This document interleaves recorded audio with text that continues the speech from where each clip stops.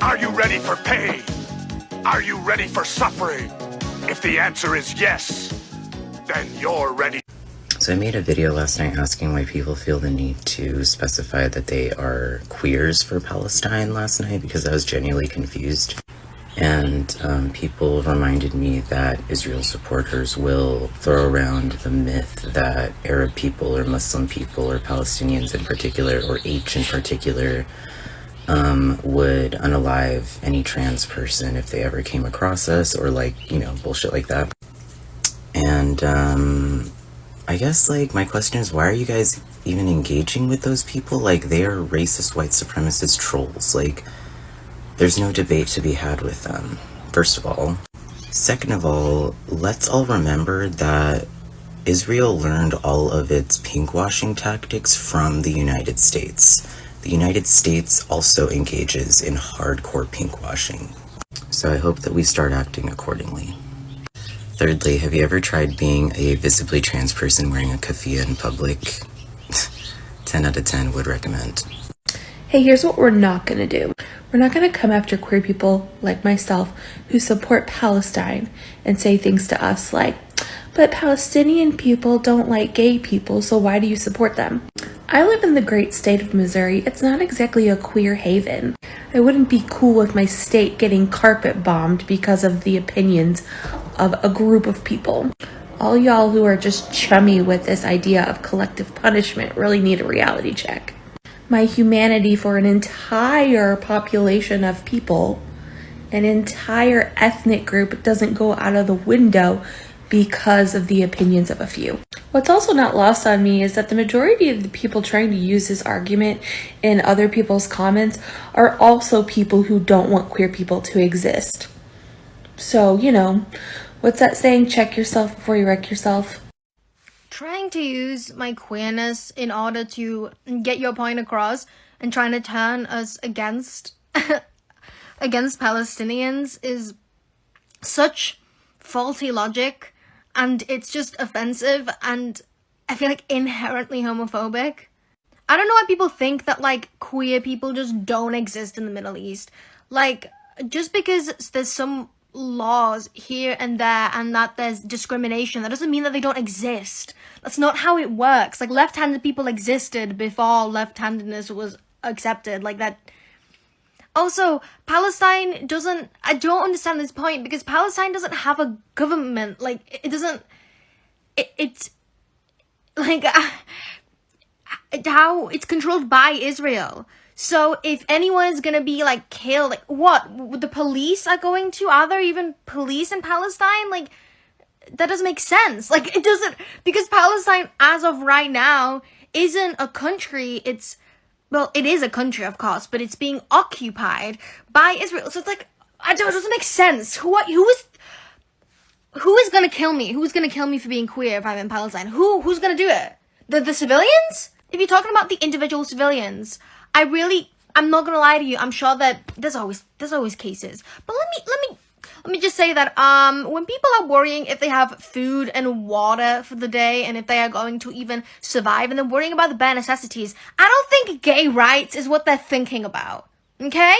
I don't think that anyone, but I don't understand. Like, if you are literally starving and you are like fighting for your life and like getting bombed, do you think that you're gonna think, but gay people and gay rights, they don't have human rights. They don't have human rights. Gay rights is it's a little along the path. They don't have human rights. So I think I don't understand the point that you are making. You're weaponizing my queerness so that I am on Israel's side, which is just stupid. And I honestly, I do not understand what your point is. And I have heard stories from queer Palestinians. I have heard submissions from queer Palestinians. I've heard creators on this app that are Palestinian, that are queer, that are gay. You know, that, like, do you just think that they don't exist? Like, it's ridiculous.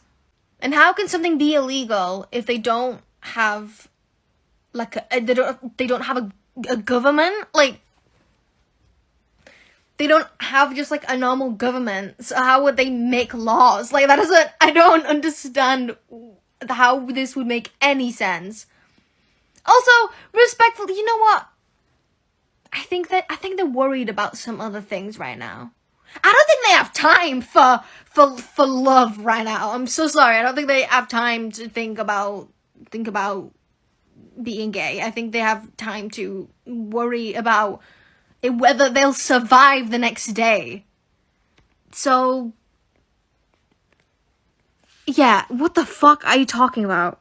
They don't like you. They hate you. I need you to look me in my eyes. I need you to look me in my queer, Jewish, trans woman eyes. We're not the same, you and I. Queer people in general, morally, are not like the Christ in biotypes. Now, let me stick a pin in that because I need to say a couple of things so that I don't get people screaming and yelling at me and leaving me 30 mentions and a bajillion tags and putting words in my mouth. What happened at the music festival is, in fact, an atrocity. And I hope that the people who are injured and the families of victims can find peace. But the reason I'm speaking up for the Palestinian citizens is because they need the voices. They have two huge military powers and all of their influence and all of their press constantly stepping on the necks of these people. But anyone who is using this to further anti-Semitism, up yours as well. Pin removed. Do you not comprehend that there are queer Palestinians currently without food, electricity, or water and being bombed? I need for you to read this. I saw at least a dozen like this. Unlike you, I don't need people to agree with me or like me for me to think that they deserve human rights and not to be war crimed. Everyone remember just 3 months ago, O'Shea Sibley was stabbed and the original report said that the attacker was Muslim? He wasn't. But when you thought he was, all the Christians were like, gotta push this to the front of the news, gotta deflect from our own discrimination of queer people, put it on someone else. That's exactly what you're doing. Well, Christians treat you better, well, Israel treats you better. I'm not going to applaud people for meeting the lowest bar possible. Despite Christians' current and historic treatment of us, I still want you to have food, electricity, water. I don't want you to be war crimed. I want you to be able to live and thrive and even pray. What I don't want you to be able to do is be able to force your religion onto me, deny me public accommodations, deny me a place in the public sphere, harass me, and worse. I still somehow have humanity for people who hate me. I still somehow have humanity for people who mistreat me. I still somehow have humanity for people who don't fit within my worldview or live a different experience than I do. There's a certain type of Christian in this world and some Muslim people who do not. Does not change my stance on their human rights. Let me start this video by saying that common sense is no longer common. Okay, I made a video denouncing the bombing of a million kids without food, water, shelter, and electricity. And this person up here is saying, you can't say that because you're gay and you wouldn't have any queer rights in Palestine. Do you think the Palestinian people are worried about queer rights right now when they don't have the most basic human necessities and the most basic human rights? Do you think they're thinking, we should have Gaza Pride, by the way? By this logic that you're presenting, that I should not support Palestine or go to Palestine because I don't have any queer rights, well then, if you have children or if you're a child, you should not be visiting any of the countries that are bombing kids or allowing the bombardment of kids. You should not, if you know someone's sick or you're sick or you have cancer or you're a doctor, you should not be visiting any of the countries that are bombing hospitals or any of the countries that are allowing the bombing of hospitals. Next point is, I care more about a child's right to life than my right to hold another man's hand.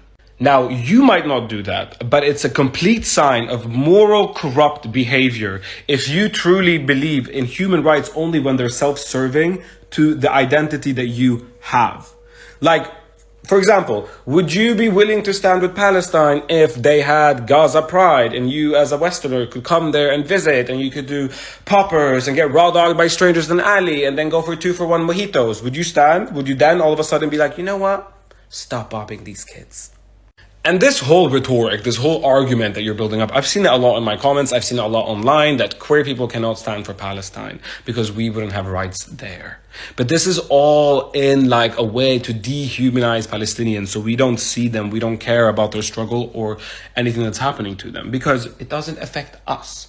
And because we couldn't live there, so why would we care about them? Like, do you actually believe that even queer Palestinians right now, do you think they're caring about gay rights? They're caring about their human rights and their right to life, the right to food, the right to water, the right for their siblings to survive, the right for their parents.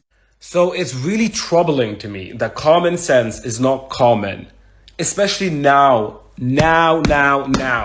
when internet is free and you're still choosing not to educate yourself. You're still choosing to only see the world in your ethnocentric view of what affects you. Like, that is just such a moral failure. Hi everyone, this is Jessie. I use he, him pronouns. I'm a queer and trans person and community organizer based in so-called Miami, Florida. And I wanted to come on here and share a bit about what's currently happening in Palestine and what I think it's important for us to know as queer and trans folks mobilizing in solidarity with Palestinian resistance. The first thing I want to share is that the genocide we are currently watching unfold in Gaza is not new. Rather, it's a continuation of a settler colonial project that began officially in 1948 but has roots even prior to that. I saw a creator on here make a video about the Dalit Plan, which is a genocide plan laid out by the Israeli government in 1948 that outlines almost exactly what's happening in Palestine right now, and I highly encourage folks to check out that video. I'll link it below if I can find it. Secondly, I want to share that not only is the ongoing genocide of Gaza not a new project, but it actually aligns with projects that have been taking place across the globe and throughout the West since the inception of our countries. As I record this and as you watch this, we are situated on stolen indigenous land that was occupied in a manner not too dissimilar from what the Israeli government is currently doing to Palestinians. I say this as to remind us that there are people within our direct communities, indigenous people across the world, who have experienced this level of dispossession and survived. And while that shouldn't quell your devastation or fear for what's currently going on in Palestine, it does show us that there is a guidebook to survive genocide, that indigenous people in the Americas and across the globe have been surviving settler colonialism for generations, and they will continue to do so. The third point I want to make is really personal to me as a Jewish person and someone who was raised in a Zionist Jewish community. And that point is that Zionism is not a Jewish ideology. In fact, much of popular Zionist thought is actually coined by Christian Zionists. And personally, as a proud Jew and a proud anti-Zionist, I thoroughly believe that to align Judaism with Zionism is to misconstrue Jewish values in the name of settler colonialism. The fourth and final point I'm going to make in this video is that indigenous dispossession anywhere is a threat to queer and trans sovereignty everywhere. I say this not to center perspectives of queer and trans folks in the West when discussing what's happening in Palestine, but rather to remind us that as queer and trans people, we are oppressed by the same systems that oppress indigenous people and that are currently oppressing Palestinians in Gaza, in the West Bank, and across the diaspora. Which is to say, we have a discrete responsibility to oppose this genocide. I have lots more to say, but that's where I'm going to leave it for now. I hope that some of these points resonated with you, and if you're interested in learning more about the intersection of queerness and Palestinian liberation, I highly encourage you to head over to my Instagram, where I've been sharing a lot of informational posts about that, and even recently facilitated a teach-in on the topic. If you're looking to educate yourself further on what's going on in Palestine, please see the resource guide linked in my Instagram bio.